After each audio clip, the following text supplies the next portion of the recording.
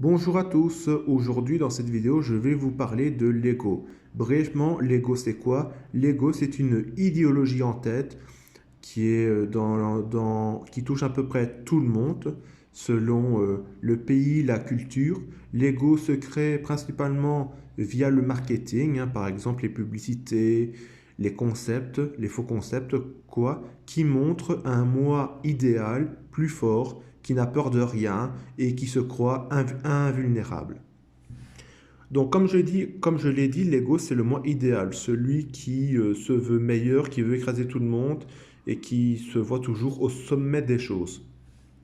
Le non-respect du juste milieu, attachement fort, extrême, donc les choses de la vie qui ne sont pas respectées à leur juste milieu, le mal-être au fur et à mesure des échecs et que la réalité vous rattrape, la peur de ne pas contrôler votre vie, la voix dans la tête qui essaye de vous faire croire d'en faire plus, ça va vous apporter mieux, va toujours chercher le non-équilibre, donc qui va toujours essayer de tenter d'aller chercher les extrêmes pour avoir le contrôle de sa vie, les dérives, santé, liberté, ben, tout simplement, les philosophies dérivent parce qu'il y a des gens qui ont cette philosophie égoïste qui pensent que la santé, ben, on n'a qu'une vie et la liberté, c'est de faire tout et n'importe quoi. Alors que la vie, encore une fois, répond à un juste équilibre. Si cet équilibre est respecté,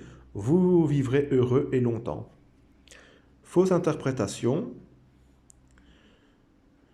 veut rien apprendre, ben, les gens qui pensent que la vie se résume à l'école, boulot dodo, baiser, faire des gosses, toucher des allocs et point barre.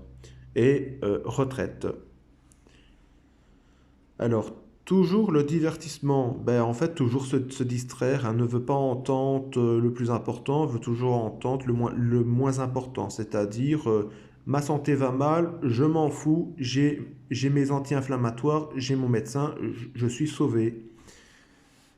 N'aime pas la réalité. Ben oui, parce que dans la société, on a appris, on a nourri l'ego, et cet ego dit que je n'aime pas la réalité, j'aime tout ce qui est factice, j'aime tout ce qui me fait mal, car l'ego, c'est principalement ça, c'est la comédie de la souffrance pour attirer l'attention, pour encore que l'ego soit plus grand.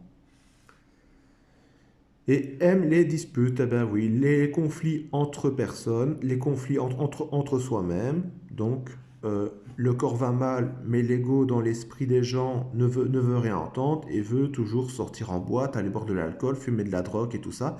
Et après, ces gens-là diront, mais qu'est-ce qui se passe? Bon.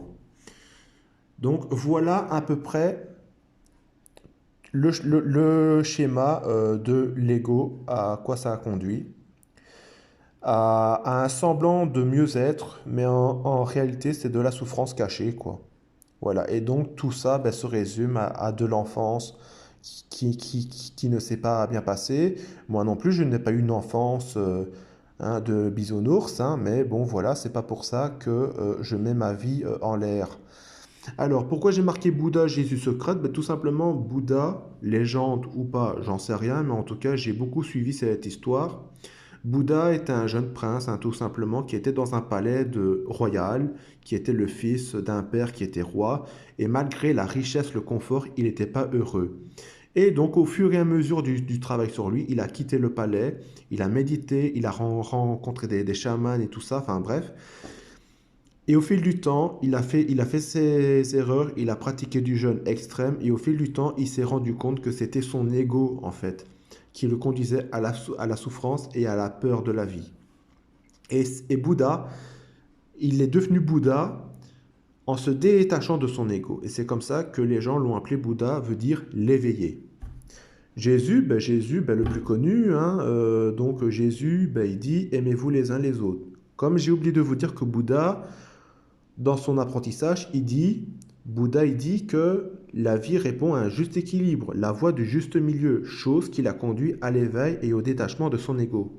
Jésus dit, aimez-vous les uns les autres, tout simplement. Tout veut dire, tout le sens du mot veut tout dire. Socrate, eh ben Socrate qui est le père de la médecine naturelle, hein, chose que les médecins de nos jours ont complètement oublié, parce que à part endormir les corps et les ouvrir hein, pour enlever des tumeurs qui ne sont que des réactions du corps, hein, biologiques, mais enfin bref, Socrate dit revenir à la cause, à la cause, à la cause. L'inflammation n'est que le symptôme, la cause, elle est ailleurs. Donc voilà. Allez, passez une très bonne journée, prenez soin de vous, restez curieux et ne laissez pas votre ego ou d'autres personnes vous dire quoi faire. Voilà, à plus.